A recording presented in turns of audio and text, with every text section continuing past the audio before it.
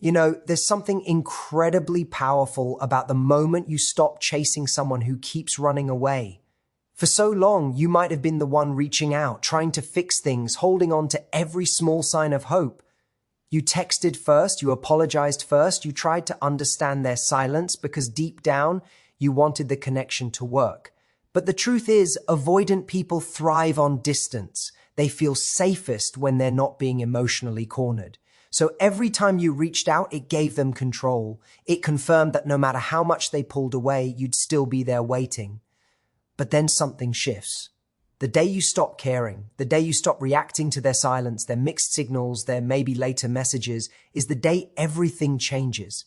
Suddenly, they feel something they haven't felt before, loss of power. Avoidants aren't afraid of losing love, they're afraid of losing control over it. And when they sense that your emotional energy is no longer orbiting around them, it unsettles them deeply. You see, indifference is the one thing an avoidant doesn't know how to process. They can handle your tears, your frustration, your longing, because those emotions still keep them relevant. But when you're calm, detached, and unbothered, they start wondering what happened. Did they move on? Did they meet someone else? Did they finally see through me?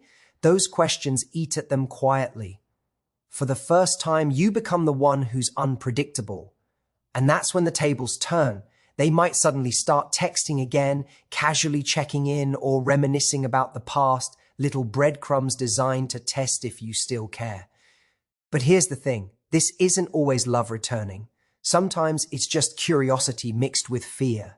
When they sense that your emotional attention is gone, they start chasing the validation they used to take for granted. But the real power lies in not playing the game anymore. When you've truly detached, not pretending, but genuinely moved forward, something magnetic happens. You stop needing them to validate your worth. You stop seeing their inconsistency as a reflection of your value. And from that space of peace, you realize that what you once thought was love was actually a pattern, one you no longer need to repeat. So, if you're in that place right now where you've finally stopped caring, don't feel guilty. That's not you becoming cold. That's you healing. That's you choosing peace over chaos, clarity over confusion, and self-respect over waiting.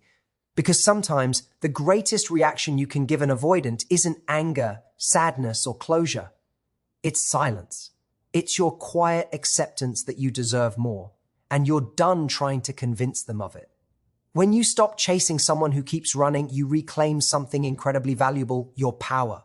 For so long, an avoidant partner has likely trained you, without words, to believe that connection depends on your effort.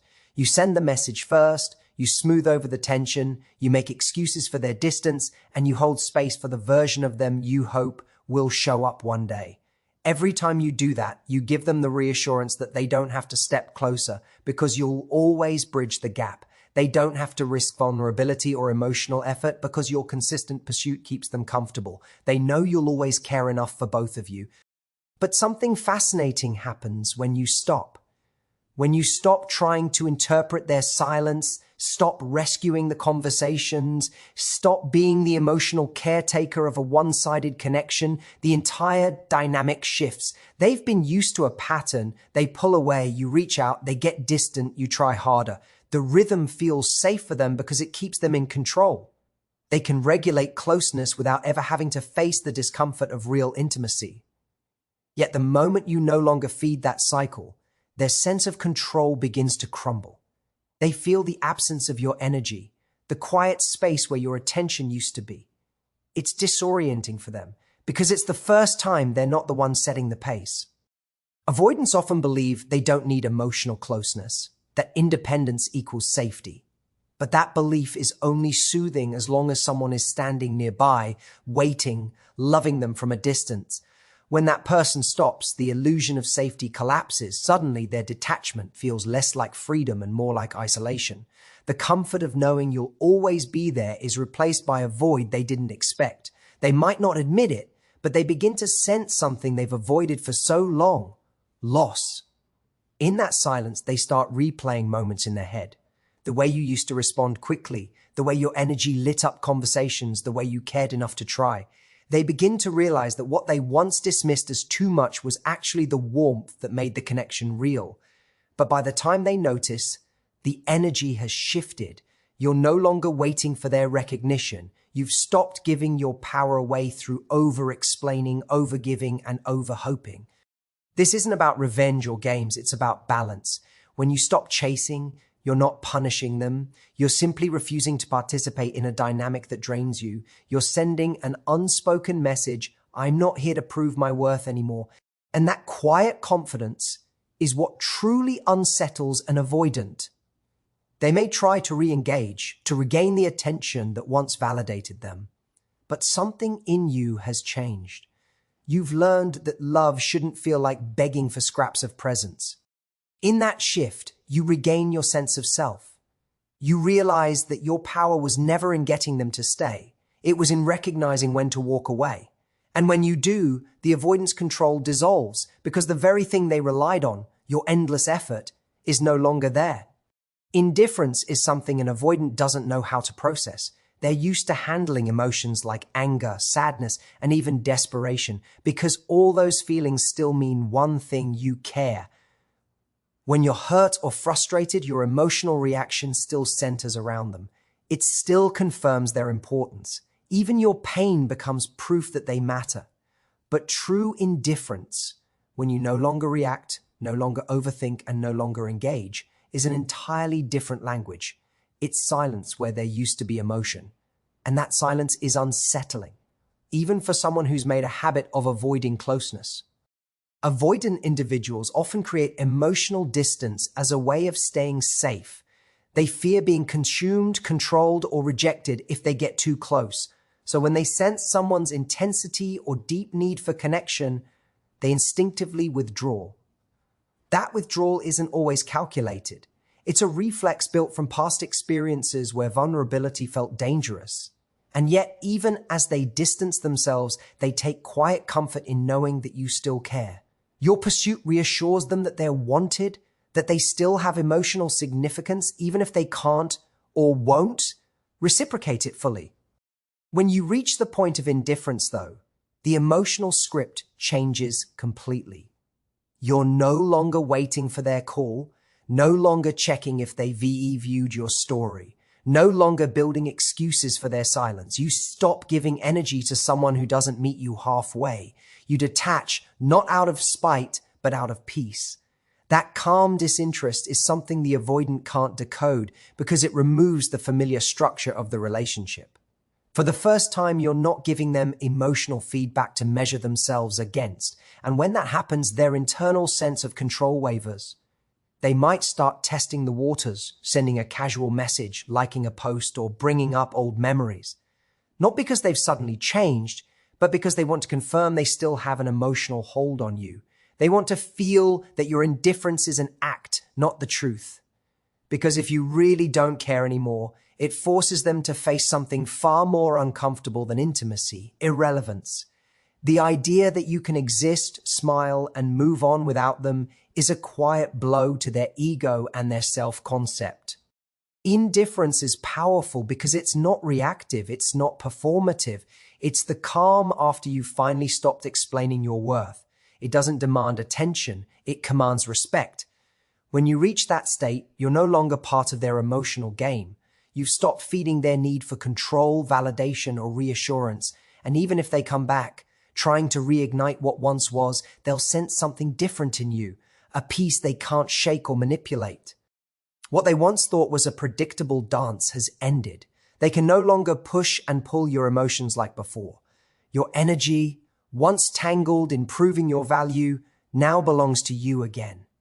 And the avoidant, faced with genuine indifference, realizes they've lost something deeper than attention. They've lost access to your emotional world, and that something they can't replace. When an avoidant senses that you've emotionally checked out, they often come back, but not for the reasons you might hope. Their return is rarely about love or realization. It's usually about fear. Fear of losing control, fear of being forgotten, fear of facing the emptiness left behind when your energy is no longer directed toward them. For so long, your attention has been their quiet source of reassurance. Even when they pushed you away, even when they ignored your messages, or gave you just enough to keep you hooked, they still knew you were there. That certainty made them feel safe because it allowed them to avoid true intimacy while still feeling wanted. But when that safety net disappears, something shifts. Suddenly, the silence that they once created becomes unbearable. At first, they may not even realize what they're feeling. Avoidants are not typically in touch with their emotional landscape. What starts as mild discomfort can quickly grow into curiosity and then into anxiety. They start wondering what you're doing, who you're with, whether you've stopped thinking about them. They may convince themselves they just miss you, but often it's not you they miss. It's the validation they got from your presence. The validation that said, no matter how distant I am, someone still cares enough to stay. When that validation disappears, they feel its absence like a quiet echo. That's when the testing begins. They might reach out casually, pretending to check in or sending a nostalgic message. It's rarely a full confession or apology. It's more like dipping a toe back in to see if the water is still warm. They want to know if they still have access to your emotions. They'll say things that seem open-ended, things designed to pull a reaction from you. And if you respond with enthusiasm or longing, it soothes them. It confirms that the connection still exists, even if they have no intention of nurturing it. But if you respond with calm politeness or worse, silence, that's when their anxiety deepens. Their reappearance isn't about wanting to rebuild. It's about reclaiming a sense of control. Love, for an avoidant, often feels threatening because it demands vulnerability. Control, on the other hand, feels safe. So when they reach out, it's rarely a sign that they've suddenly become ready for emotional intimacy. It's more of an instinctive move to manage their discomfort, to restore the balance that was lost when you withdrew. They may even convince themselves that they've changed, but their actions often prove otherwise once you start to re-engage. The moment they feel safe again, when they sense that you care, the old pattern re-emerges. Distance returns, the mixed signals resume, and you're left wondering if anything was ever real. The hard truth is, when an avoidant comes back after you've stopped caring, it's rarely a love story. It's a control story. They're drawn not to your heart, but to the energy they once commanded. And until they do the deep emotional work to confront their fears of closeness, their return is just another attempt to soothe their own ego. Detachment is not about pretending you don't care. It's about realizing that you no longer need someone's inconsistency to define your worth. It's a quiet shift, one that happens deep inside you after enough disappointment, enough confusion, enough waiting for clarity that never comes. When you finally detach from an avoidant, it's not an act of bitterness, but an act of self-preservation. You stop checking your phone for messages that never arrive. You stop overanalyzing every word they said, wondering if it meant something more. You stop giving emotional energy to someone who only shows up halfway. In that stillness, you begin to rediscover yourself, the version of you that existed before the chase began. True detachment doesn't come overnight. It begins with exhaustion.